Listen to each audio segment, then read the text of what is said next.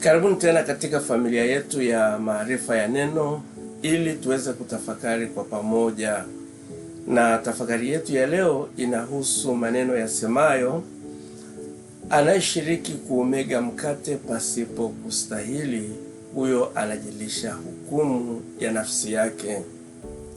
Sasa basi, tafakari yetu ina kichwa cha habari kinachosema inamaanisha nini katika maneno hayo, au maneno hayo yanamaanisha nini hasa.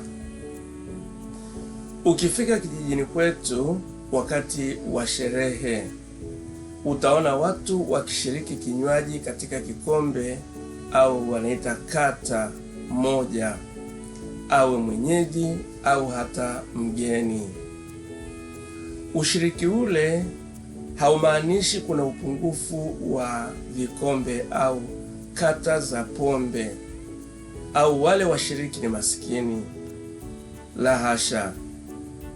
Ushiriki ule ni katika kujenga uaminifu, umoja, undugu na zaidi upendo.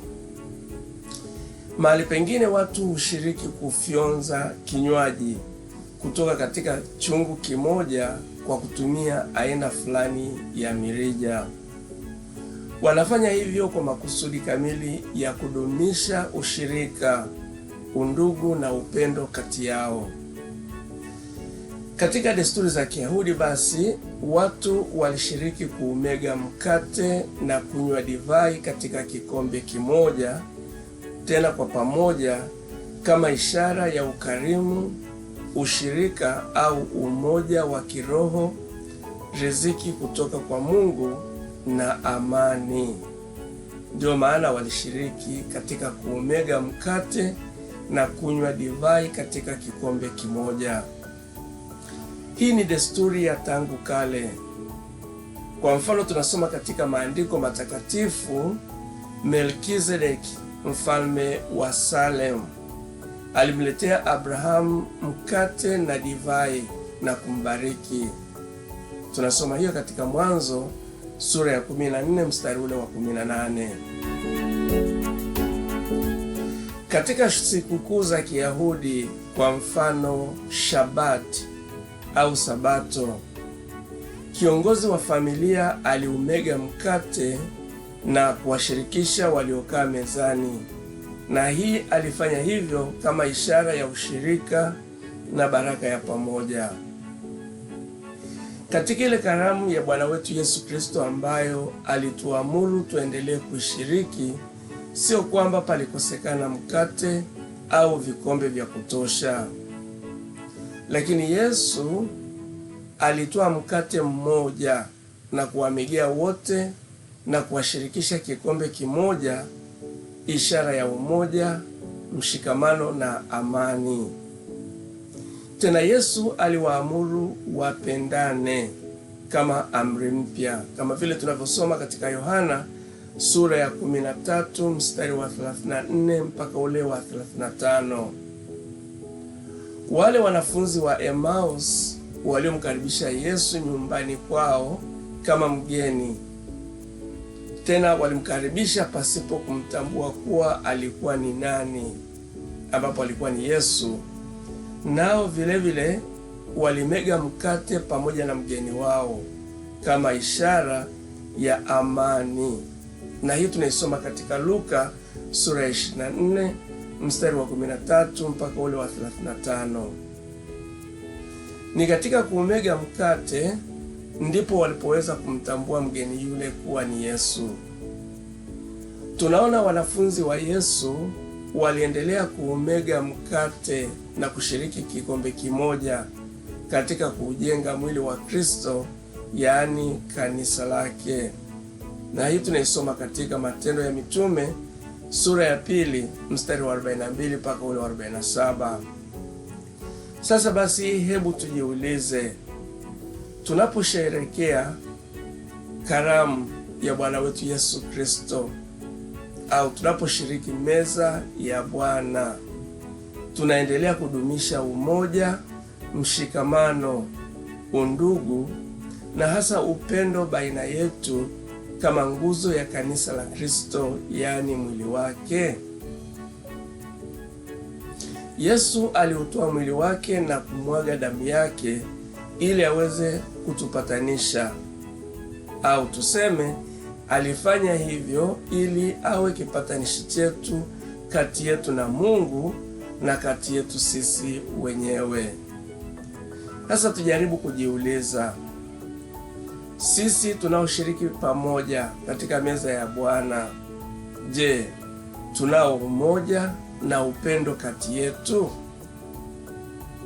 Kama lengo la kushiriki katika meza ya Bwana ni kujenga umoja na upendo, tujiulize, je, tunashiriki huku tukiwa na umoja na upendo kati yetu?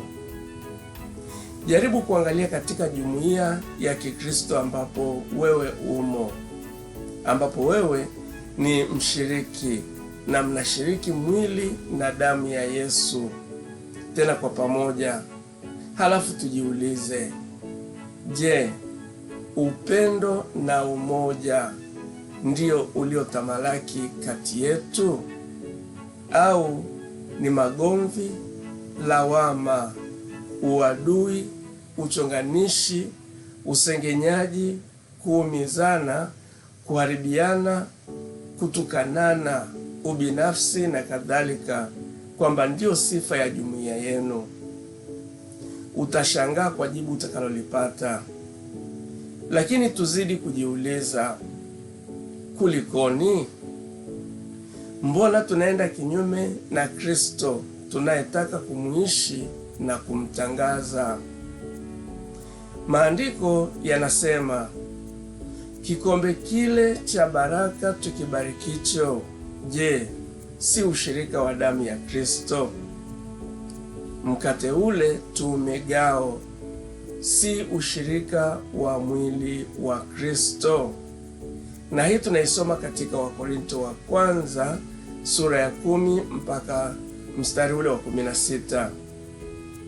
Biblia inasema, anayeshiriki katika kuumega mkate pasipo kustahili, huyo anajilisha hukumu ya nafsi yake mwenyewe. Tunasoma neno hilo katika Wakorinto wa pili sura ya 11 mstari wa 27. Paulo anasisitiza kusema, mtu huyo anashindwa kuupambanua ule mwili. Tunaisoma katika Wakorinto wa pili sura ya 11 mstari ule wa 29. Sasa hii ina maana gani? Ina maana kuwa yeyote anayeshiriki katika kuumega mkate pasipokuwa na nia thabiti ya kujenga umoja, amani na mshikamano, basi huyo ni msaliti. Nia yake sio kuujenga mwili wa Kristo, bali ni kuuvuruga. Mfano mzuri wa usaliti huu ni ule wa Yuda Iskarioti, aliyeshiriki katika kikombe kimoja pamoja na Yesu, lakini hakuwa na nia njema, bali nia ya usaliti, ambapo tunaisoma katika Mathayo sura ya 26 mstari wa 23. Leo hii wengi tunashiriki katika meza ya Bwana, lakini utakuta tunashiriki huku tukiwasengenya wengine, tukieneza uadui tena pale pale mezani, kama Yuda Iskarioti alivyofanya. Wengine tunaendekeza uchoyo, tunaendekeza kisasi, chuki, manyanyaso, kuwakosesha wengine haki, dharau na majivuno. Tunakuwa na nia mbaya kwa wengine, tunakuwa wabinafsi, wenye kiburi, wabaguzi na kadhalika. Kwa kufanya hivyo, tunakuwa wasaliti na tunashiriki meza ya Bwana kwa kujilisha hukumu ya nafsi zetu sisi wenyewe.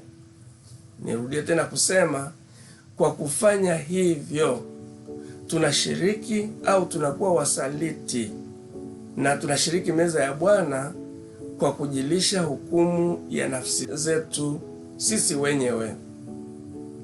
Sasa katika desturi za Wayahudi, ukiumega mkate na mwenzako, na kama mlikuwa maadui, basi uadui ulikoma. La sivyo, kamwe usikubali kuumega mkate na adui yako. Kama ulikuwa na nia mbaya na mwingine, ukakosea ukaumega mkate naye, basi nia yako mbaya inakoma. La sivyo, unajilisha hukumu. Kwetu sisi tuna desturi ya kuomba msamaha kwa kutumia jani la mti uitwao isale. Kidogo watu wameshindwa kuelewa umuhimu wa jani hili na kulitumia vibaya, lakini lilikuwa na maana njema, kwamba ukipokea jani lile huwezi kuweka tena kinyongo, uadui na mwenzako. La sivyo, unajilisha kitu anachokiita mbaka au laana. Isale lilitumika na jamii yetu kama chombo cha kutuunganisha kwa pamoja, kujenga amani na kuleta maelewano.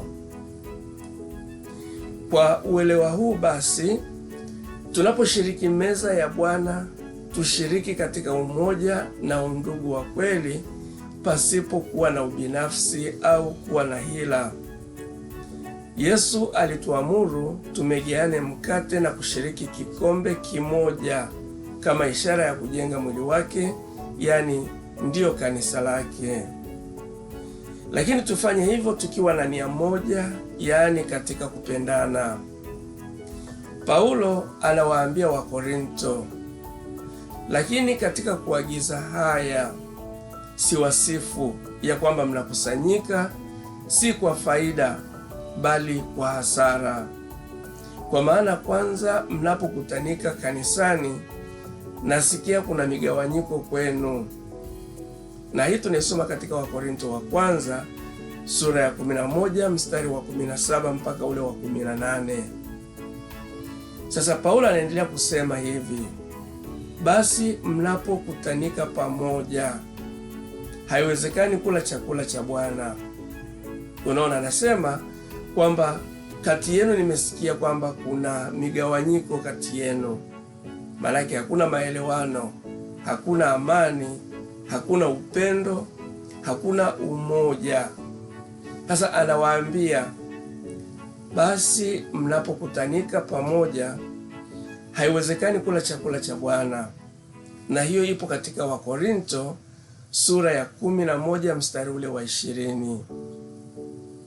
Sasa hebu tujiulize tena, tunaposhiriki meza ya Bwana pamoja, je, tunaendeleza chuki, uadui, uhasama, magomvi, wivu, uadui, dharau na vitu kama hivyo, au vyote hivi vinakoma? Ujue kama unashiriki pasipo nia ya kujenga ushirika katika mwili na damu ya Yesu, ni kama unashiriki kwa hila. Ukiwa na nia mbaya na mwenzako, basi unajilisha hukumu. Kumbe basi kamwe tusishiriki pasipo kupambanua mwili wa Kristo, bali tushiriki katika kupendana.